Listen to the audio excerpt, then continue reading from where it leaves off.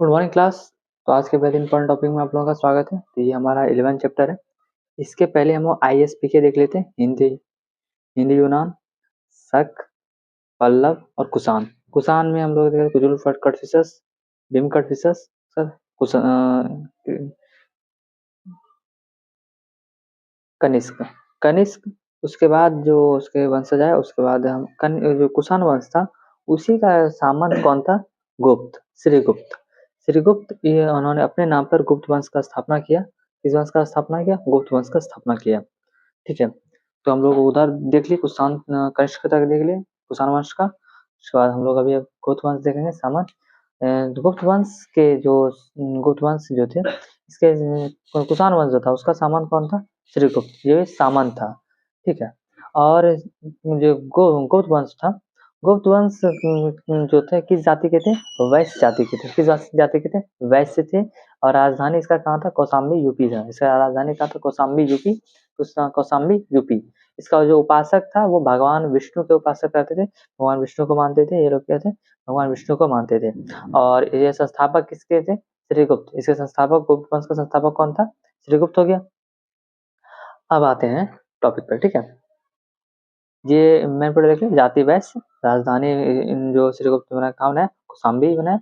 उसके बाद कौशाम्बी कहाँ है? यूपी में है। उपासक भगवान विष्णु के उपासक करते गुप्त वंश वाले। और संस्थापक किसके थे? श्रीगुप्त। श्रीगुप्त संस्थापक है। जो कुषाण वंश था इसका जो संस्थापक, कुषाण वंश का जो सामंत था, जो कुषाण वंश के अंडर में काम करते थे, जो ये हो गए सामंत। ठीक है, सामंत श्रीगुप्त थे। ठीक है, और इसके बाद जो घटोत्कच आया, इसका पुत्र घटोत्कच आया, ये भी सामंत रहे। इसके बाद आया तीसरा चंद्रगुप्त प्रथम। चंद्रगुप्त प्रथम, यहाँ चंद्रगुप्त प्रथम है। पहले हम लोग चंद्रगुप्त मौर्य वंश पढ़े, मौर्य वंश का। ये चंद्रगुप्त प्रथम है, ये राजा बना। ये दोनों सामंत रहे, बट जो चंद्रगुप्त प्रथम थे ये राजा बने। इसको वास्तविक संस्थापक कहते हैं। इसको क्या कहते हैं? वास्तविक संस्थापक कहते हैं। और इन्होंने जो विवाह किया किससे किया? कुमार देवी से किया। कुमार देवी जो है लक्ष्मी की राजकुमारी है। कहाँ की राजकुमारी है? लक्ष्मी की राजकुमारी है। और इनका जो सिक्का है, इन्होंने जो चंद्रगुप्त प्रथम ने जो सिक्का चलाया था वो राजा रानी का सिक्का चलाया था। किस चीज का सिक्का चलाया था? राजा रानी का सिक्का चलाया था। अब आते हैं चौथा नंबर पे। ठीक है, चंद्रगुप्त प्रथम का देख लिए। इन्होंने कुछ ऐसा काम नहीं किया जिसको चंद्रगुप्त वंश का संस्थापक पूछेगा तो आप लोग श्रीगुप्त लगा दिए। क्या हो गया? और जो वास्तविक राजा जो था गुप्त वंश का, तो ये हो गया आपका चंद्रगुप्त प्रथम। वास्तविक राजा हो गए, वास्तविक संस्थापक बोल देंगे। संस्थापक पूछेगा तो श्रीगुप्त, और वास्तविक संस्थापक बोलेगा तो आप चंद्रगुप्त प्रथम। विवाह कुमार देवी का लक्ष्मी की राजकुमारी थी। सिक्का इन्होंने क्या चलाया? राजा रानी का चलाया। यहाँ तक क्लियर है? इसके आगे देखते हैं। इसके बाद है चंद्रगुप्त प्रथम का बेटा चंद्रगुप्त प्रथम का बेटा समुद्रगुप्त। समुद्रगुप्त ने उपाधि लिया लक्ष्मी दौहित्र। मतलब लक्ष्मी, मतलब लक्ष्मी की नाती, लक्ष्मी का नाती, मतलब लक्ष्मी की राजकुमारी। लक्ष्मी इसकी माँ का घर, माँ का था। ठीक है, माँ इसकी जो माँ थी वो लक्ष्मी की थी, इसलिए ये लक्ष्मी दौहित्र मतलब लक्ष्मियों का नाती हो गया। और इनको जो था भारत का नेपोलियन कहा जाता है। समुद्रगुप्त को भारत का नेपोलियन कहा जाता है। इसको धरणीबंध भी कहा जाता है। धरणीबंध, ये तीनों लक्ष्मी दौहित्र, नेपोलियन और धरणीबंध, इन तीनों का उपाधि लिया था। लक्ष्मी दौहित्र, नेपोलियन और धरणीबंध का उपाधि लिया था। घोड़ा, समुद्रगुप्त ने घोड़ा चलाया। 3 समुद्रों का पानी पीता था। किसका? 3 समुद्र का पानी पीता, 3 समुद्र का पानी पीता था। इसका जो घोड़ा था वो 3 समुद्र का पानी पीता था। इसका जो पीएम था हरिसेन था। प्रयाग परिशिष्टि अभिलेख लिखा था। प्रयाग परिशिष्टि अभिलेख लिखा था। समुद्रगुप्त के विजय अभियान का वर्णन करता है। समुद्रगुप्त के विजय अभियान का वर्णन करता है। किसका? समुद्रगुप्त के विजय अभियान का वर्णन करता है। जहांगीर का वर्णन के बाद ऐड किया। हरिसेन का जो प्राग प्रशस्ति अभिलेख है, हरिसेन मतलब इसका जो समुद्रगुप्त का जो पीएम है हरिसेन, हरिसेन ने क्या बनवाया? प्राग प्रशस्ति अभिलेख। इसमें उन्होंने चंद्रगुप्त ने जो विजय मतलब जो राज्य जीता, जो विजय जो लड़ाई को जीता उसका वर्णन किया त्याग प्रशस्ति अभिलेख में। बाद में क्या किया कि जहांगीर ने बाद में इसने अपना वर्णन ऐड कर दिया। जहांगीर का वर्णन जो है बाद में ऐड हो गया। जहांगीर ने अपना बाद में इसी त्याग प्रशस्ति अभिलेख में अपना बात लिख दिया, अपना ऐड कर दिया कुछ। ठीक है, इसके बाद आते हैं समुद्रगुप्त। समुद्रगुप्त का एक फेमस क्वेश्चन है, समुद्रगुप्त ने किस सिक्का चलाया? मयूर शैली का सिक्का चलाया था। किस चीज का सिक्का चलाया था? मयूर शैली का सिक्का चलाया था समुद्रगुप्त ने। अब आते हैं समुद्रगुप्त के बाद रामगुप्त। रामगुप्त आए, रामगुप्त राजा में इसकी पत्नी का नाम क्या था? देवी था। इसकी पत्नी का नाम था देवी था। देवी ने रामगुप्त के छोटे भाई चंद्रगुप्त द्वितीय के साथ मिलकर रामगुप्त की हत्या करवा दी। किसका हत्या करवा दी? रामगुप्त का हत्या करवा दी। किसने? देवी ने। देवी ने इसके छोटे भाई का जो था चंद्रगुप्त द्वितीय से मिलकर रामगुप्त की हत्या करवा दी। रामगुप्त की हत्या की जानकारी विशाख की पुस्तक देवी चंद्रगुप्तम में मिलता है। देवी चंद्रगुप्तम में मिलता है। विशाख दत्त की पुस्तक किसे मिलता है? देवी चंद्रगुप्तम में मिलता है। इसके बाद चंद्रगुप्त द्वितीय। इसके बाद कौन है? चंद्रगुप्त द्वितीय। इसके बाद कौन है? चंद्रगुप्त द्वितीय। रामगुप्त के बाद आया चंद्रगुप्त द्वितीय। चंद्रगुप्त द्वितीय शकों का अंत किया। किस चीज का अंत किया? शकों का अंत किया। चंद्रगुप्त द्वितीय ने शकों का अंत किया। इसने उपाधि विक्रमादित्य का उपाधि लिया। किस चीज का उपाधि लिया? विक्रमादित्य का उपाधि लिया। इसका अर्थ होता है विक्रमादित्य का अर्थ होता है क्या होता है? शूरवीर होता है। विक्रमादित्य का अर्थ क्या होता है? शूरवीर होता है। शूरवीर। 14 शासकों ने उपाधि जो विक्रमादित्य है, कितने शासकों ने उपाधि लिया है पूछेगा? 14 शासकों ने उपाधि लिया है। ठीक है। अब आते हैं चंद्रगुप्त द्वितीय पे। चंद्रगुप्त द्वितीय ने शकों का अंत कर लिया, इस कारण इन्होंने विक्रमादित्य को उपाधि लिया। इनको किसके लिए प्रसिद्ध थे? न्याय के लिए प्रसिद्ध थे। किसके लिए प्रसिद्ध थे चंद्रगुप्त द्वितीय? न्याय के लिए प्रसिद्ध थे। इन्होंने न्याय का जो सिंहासन है वो किस चीज का बनाया था? पत्थर का बनवाया था। किस चीज का बनवाया था? पत्थर का नया सिंहासन बनाया था। किस चीज का पत्थर सिंहासन? किस चीज का सिंहासन बनाया? पत्थर का सिंहासन बनाया था। इन्होंने चांदी का सिक्का चलाया। चंद्रगुप्त द्वितीय ने चांदी का सिक्का चलाया और समुद्रगुप्त ने किसी चलाया? मयूरशिली का सिक्का। मयूरशिली का सिक्का किसने चलाया था? समुद्रगुप्त ने। और चंद्रगुप्त द्वितीय ने चांदी का सिक्का चलाया था। जिनका जो दरबार था, दरबार में 9 विद्वान रहते थे। 9 विद्वान रहते थे। इसको नवरत्न कहते हैं। नवरत्न कहते हैं। ठीक है। दूसरे के दरबार में नवरत्न रहते, नौ विद्वान रहते, इसको नवरत्न कहते थे। इसमें प्रमुख देख सकते हैं कालिदास थे, अमरदास थे, बहारमीर थे और धनवंतरी थे। कालिदास, अमरदास, बराहमीर, बराहमीर और धनवंतरी, ये चारों हो गया। इसके बाद इसके जो दरबार में था, दरबार में फायान आया था। फायान जो था चीन का बौद्ध विद्वान था। चीन का बौद्ध विद्वान तो फायान आया था। इसके दरबार में थे चंद्रगुप्त द्वितीय के दरबार में थे ये चीन का बौद्ध विद्वान था। इसने फौ क्यों की पुस्तक लिखा था। फौ से फायान, इसका पुस्तक फौ की, फौ से फायान, फौ से फौ क्यों की, इसका पुस्तक हो गया। किसके दरबार में था? चंद्रगुप्त द्वितीय के दरबार में। किसके दरबार में था? चंद्रगुप्त द्वितीय के दरबार में आया था। तो यहाँ तक क्लियर है। इसके बाद हम लोग 7वां देखते हैं। कुमारगुप्त जो थे महायान शाखा कुमार, इसके बाद कौन है? चंद्रगुप्त द्वितीय के बाद कुमारगुप्त है। कुमारगुप्त जो थे ये महायान शाखा के शिक्षा के लिए नालंदा विश्वविद्यालय बनवाया था। तो कुमारगुप्त ने ही नालंदा विश्वविद्यालय बनवाया था। किस बनवाया था? महायान शाखा के लिए। एक बौद्ध धर्म किस में टूटा था? किस में? हीनयान और महायान। महायान शाखा का जो शिक्षा के लिए किस में बनवाया था? नालंदा विश्वविद्यालय में बनवाया था शिक्षा के लिए कुमारगुप्त ने। इसे महायान शाखा का ऑक्सफोर्ड भी कहते हैं। इसे महायान शाखा का ऑक्सफोर्ड भी कहा जाता है। ठीक है। 1198 ये डेट याद रखिए। 1198 बख्तियार खिलजी ने इसे तोड़ दिया और जहाँ पे जो आग लगा दिया था। ठीक है। 1198 ईस्वी में बख्तियार खिलजी ने इसे तोड़ दिया था। इसके बाद आया स्कंदगुप्त ने जो थे सुदर्शन झील का पुनर्निर्माण कराया था। स्कंदगुप्त ने जो सुदर्शन झील है इसका पुनर्निर्माण कराया था। पहले जो थे चंद्रगुप्त मौर्य ने इसका बनवाया था। अशोक ने पूरा निर्माण करवाया। रुद्रदामन ने करवाया। उसके बाद स्कंदगुप्त ने, ये जो चौथे शासक थे, इसमें इन्होंने भी सुदर्शन झील का पूरा निर्माण करवाया। इसके कुछ शासक के बाद भानुगुप्त आए। दोस्तों इंपॉर्टेंट है, भानुगुप्त आए। भानुगुप्त जो थे एरन अभिलेख जो बनवाया था, इसमें सती प्रथा की जानकारी मिलती है। भानुगुप्त का जो एरन अभिलेख है, भानुगुप्त का एरन अभिलेख है, ठीक है, इसमें सती प्रथा की जानकारी मिलता है। किस अभिलेख से सती प्रथा का जानकारी मिलता है? एरन अभिलेख। एरन अभिलेख से सती प्रथा का जानकारी मिलता है। सती प्रथा का जानकारी किसी अभिलेख से मिलता है? एरन अभिलेख। एरन अभिलेख किसका? भानुगुप्त का। भानुगुप्त का। इसके बाद अंतिम शासक है विष्णुगुप्त।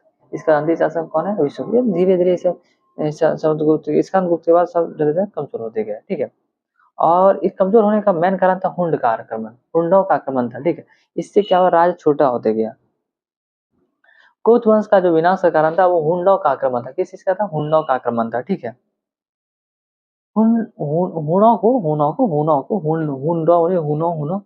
हुनों को मलेक्ष भी शब्द से प्रयोग किया गया है। हुनों के लिए मलेक्ष शब्द का प्रयोग किया गया है। यहाँ तक हो गया। अब देखते हैं गुप्त काल के प्रशासनिक व्यवस्था। गुप्त काल का जो प्रशासनिक व्यवस्था उसको देख लेते हैं। सर इसी का जो सर्वोच्च होता है गुप्त काल में राजा होता है। क्या होता है? सर्वोच्च राजा होता है। तो सबका होता है। इसका अधिकारी होता है कुमार अमात्य कहते हैं, अमात्य या राज अमात्य हो गया या कुमार अमात्य बोलिए, इसको डीएम कहते हैं। मतलब जो अभी का जो जिला का जो डीएम होता है डिस्ट्रिक्ट मजिस्ट्रेट, तो वो उसमें अमात्य होते थे। जो महिलाओं के लिए क्या था, शिक्षा का अधिकार था, महिलाओं के लिए शिक्षा का अधिकार था। उस समय अस्पृश्यता मतलब अस्पृश्यता था, मतलब अस्पृश्यता मतलब छुआछूत था, उस समय भी था। उस समय जो निम्न जाति होता था, निम्न जाति जो चंडाल कहते, चंडाल या अध्यक्ष कहते हैं, अध्यक्ष चंडाल या अध्यक्ष कहते हैं, ठीक है, निम्न जाति को। सर्वाधिक विकास उस समय जो था गुप्त काल के समय सर्वाधिक विकास गणित और ज्योतिष का हुआ था। किस चीज का हुआ था? गणित और ज्योतिष का हुआ था। मंदिर का निर्माण ज्यादा हुआ था गुप्त काल के समय, मंदिर का निर्माण सर्वाधिक हुआ था, बहुत ज्यादा हुआ था। बाघ की गुफा का निर्माण एमपी में और अजंता की गुफा महाराष्ट्र में और जातक के लिए ये सब उसी में हुआ। गुप्त काल के समय ही बाघ की गुफा का निर्माण मध्य प्रदेश में और अजंता की गुफा का निर्माण महाराष्ट्र में हुआ था जातक ग्रंथ में। और इसके बाद आते हैं अफगानिस्तान के बामियान में अफगानिस्तान के बामियान में बुद्ध की जो विश्व की सबसे जो ऊंची प्रतिमा बनाई गई थी। मतलब अफगानिस्तान का जो बामियान बुद्ध की विश्व की सबसे ऊंची प्रतिमा बनाई गई थी। इसको तालिबान के आतंकवादियों ने बम से उड़ा दिया। प्रतिमा थी, इसको तालिबान का जो आतंकवादी थे उन्होंने इसे बम से उड़ा दिया। अब आते हैं हम लोग सुदर्शन झील, जो तीन चार वंश में है, उसको 3 वंश में है, उसको एक बार कलेक्ट करके देख लेते हैं हम लोग। सुदर्शन झील जो है जूनागढ़ में, कहाँ है? जूनागढ़ में। ये जो एरिया है यहाँ पे सुदर्शन झील है, ठीक है, सुदर्शन झील यहाँ पे है। इसमें एक तरफ राजा देख लेते हैं, एक तरफ क्या कार्य करवाए, उसके बाद राज्यपाल उस समय कौन थे, कौन करवाया था, ठीक है। वो राजा जो थोड़े बनवाएगा जाके, राज्यपाल को दिया, बनाया जाके। इसके बाद हम लोग आते हैं अभी चंद्रगुप्त मौर्य ने सरकारी खर्च पर सुदर्शन झील का निर्माण कराया था। पुष्यमित्र वैश्य राज्यपाल थे उसमें। अशोक है, वो अशोक ने जीर्णोद्वार को कहते हैं पुनर्निर्माण, ठीक है, पुनर्निर्माण, जीर्णोद्वार को कहते हैं पुनर्निर्माण। तुस तुस्ता तुस्ता इसका जो राज्यपाल था तुषास्पद, ठीक है। रुद्रदामन, इन्होंने जीर्णोद्धार करवाया। इसका जो राज्यपाल कौन था? सुविशाख था। इसका था स्कंदगुप्त जो थे, इसका जो का इन्होंने भी जीर्णोद्धार करवाया, इसने कहा पर्णदत्त ने। ये हम लोगों ने सुदर्शन झील देख लिया। सुदर्शन झील का जो जानकारी मिलता है वो कहाँ कहाँ से मिलता है? रुद्रदामन है शासक, रुद्रदामन का जो जूनागढ़ अभिलेख है सुदर्शन झील की जानकारी मिलता है। इसके बाद स्कंदगुप्त का जो जूनागढ़ अभिलेख है उसमें सुदर्शन झील का जानकारी मिलता है। इसमें हुंडाओं का भी आक्रमण की चर्चा है, तो ठीक है। तो ये हम लोगों ने गुप्त काल और सुदर्शन झील देख लिए। अब हम लोग इसके आगे जो गुप्त वंश के जो सामंत है, तो गुप्त वंश जो धीरे धीरे समाप्त हो गया विष्णुगुप्त के बाद, इसके बाद हम लोग गुप्त वंश के सामंत को देखते हैं। आते हैं हम लोग पुष्पभूति वंश जो थे ये इसको वर्धन वंश भी कहते हैं। राजधानी थानेश्वर और यहाँ का जो संस्थापक था पुष्पभूति वर्धन था। कौन संस्थापक था? पुष्पभूति वर्धन। गुप्त वंश के सामंत थे पुष्पभूति वर्धन जो थे, गुप्त वंश के सामंत थे। प्रभाकर वर्धन जो थे 3 संतान है। इसके बाद पुष्पभूति वंश के वर्धन के सामंत थे, गुप्त वंश के सामंत थे। ये संस्थापक थे किस वंश का? पुष्पभूति वंश या वर्धन वंश का कहते हैं। और ये जो पुष्पभूति वर्धन थे, इसके बाद कौन है? प्रभाकर वर्धन के 3 संतान थे, राजश्री इसकी पुत्री, राजवर्धन और हर्षवर्धन, ये 3 संतान थे। राजश्री का जो विवाह हुआ था गृह बर्मन से हुआ था। ये कहाँ का? कन्नौज का राजा था। गृह बर्मन से जो विवाह होता था राजश्री का, वो कन्नौज का राजा था। अब जो मालवा के शासक जो थे देवगुप्त, उन्होंने गिरि वर्मन को मार दिया, गिरि वर्मन की हत्या कर दी। अब इसको देखकर राजवर्धन ने इसकी बहन का जो पति को मार दिया। राजवर्धन ने क्या किया? देवगुप्त को मार दिया। किसको मार दिया? देवगुप्त को। ये देखकर गौड़ जो था बंगाल का शासक शशांक का जो मित्र था वो देवगुप्त था। देवगुप्त का जो बदला लेने के लिए शशांक ने गौड़ का जो गौड़ बंगाल को उसमें गौड़ करते थे, गौड़ शासक जो था शशांक, शशांक ने राजवर्धन को मार दिया। राजवर्धन के मारे जाने पर हर्षवर्धन ने अपने भाई की मृत्यु पर हर्षवर्धन ने शशांक को मार दिया। अब और जो गिरिवर्धन को जब मालवा के शासक जो देवगुप्त ने मारा था, उसमें जो राजश्री थी ये जंगल में चली गई थी। तो जंगल में चली गई थी, कन्नौज का राजा कौन था? गिरिवर्धन। इसको तो मालवा के शासक देवगुप्त ने मार दिया। इसका बदला राजवर्धन ने ले लिया। राजवर्धन को फिर शशांक, गौड़ शासक शशांक ने मार दिया। शशांक को फिर हर्षवर्धन ने शशांक को मार दिया। फिर हर्षवर्धन जो थे ये क्या किए, हर्षवर्धन जो थे ये इन्होंने ये थानेश्वर हो गया, थानेश्वर पहले राजेश्वर ये थे, कन्नौज यहाँ था। तो ये क्या किया, कन्नौज आकर अपनी बहन राजश्री के संरक्षण में ये शासन किया। और हर्षवर्धन ने शादी नहीं किया था, ठीक है। यहाँ मालवा का शासन हो गया, यहाँ गौड़ हो गया, 4 हो गया। अब देखते हैं हर्षवर्धन। हर्षवर्धन का जो कवि था बाणभट्ट था। बाणभट्ट द्वारा जो रचना था कादम्बरी और हस्तचरित्र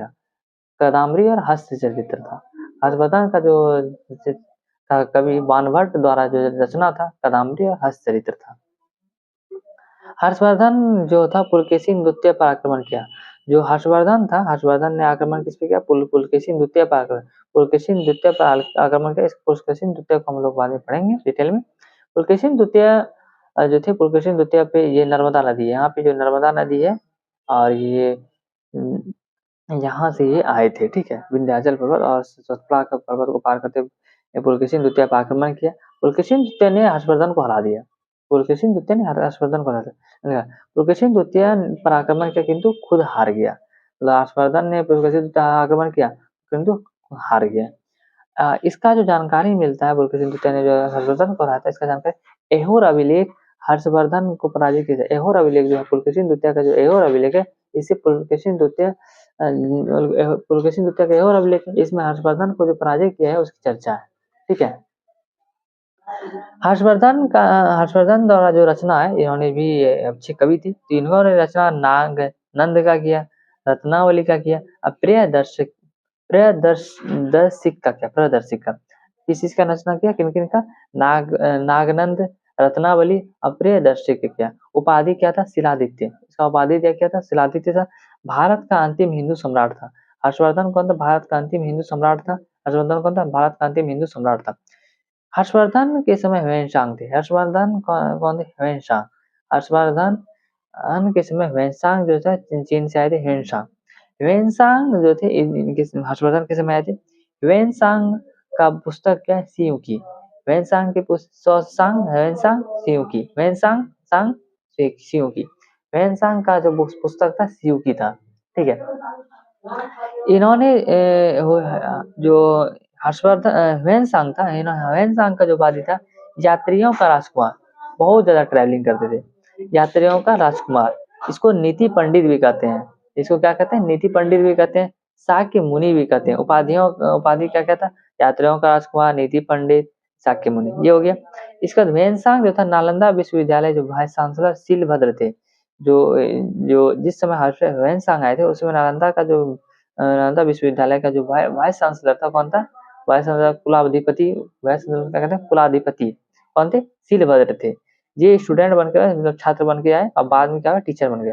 तो ह्वेनसांग जो थे पहले आप पढ़े, उसके बाद पढ़ाने लगे कहाँ? नालंदा विश्वविद्यालय में। ह्वेनसांग ने क्या कुंभ मेला का प्रारंभ किया था? हर्षवर्धन ने कुंभ मेला का हर्षवर्धन ने कुंभ मेला का किया था। हर्षवर्धन ने किया था, ठीक है। हर्षवर्धन ने कुंभ मेला का जो था उसका प्रारंभ करवाया था। इन्होंने क्या किया कि हर्षवर्धन ने 5 साल के लिए ह्वेनसांग को महामोक्ष परिषद जो था, वहां जो मेला का जो महामोक्ष परिषद था, उसका अध्यक्ष किसको बना दिया? ह्वेनसांग को बना दिया। किसको बना दिया? ह्वेनसांग को बना दिया। कुंभ मेला का प्रारंभ किसने किया? हर्षवर्धन ने किया। और इसका 5 साल के महामोक्ष परिषद का अध्यक्ष किसको बना दिया? ह्वेनसांग को। इसका विरोध किसने किया? ब्राह्मणों ने किया। जो कुंभ में, जो प्रयागराज में कुंभ मेला है, वहां पर जो ब्राह्मण है उन्होंने विरोध कर दिया, ठीक है। ह्वेनसांग का देख लिए। ह्वेनसांग जो थे स्टूडेंट भी रहे थे, टीचर भी बने। उसमें जो शीलभद्र थे, नीति पंडित, शाक्य मुनि, यात्रियों का राजकुमार, सियुकी, इसका पुस्तक हो गया।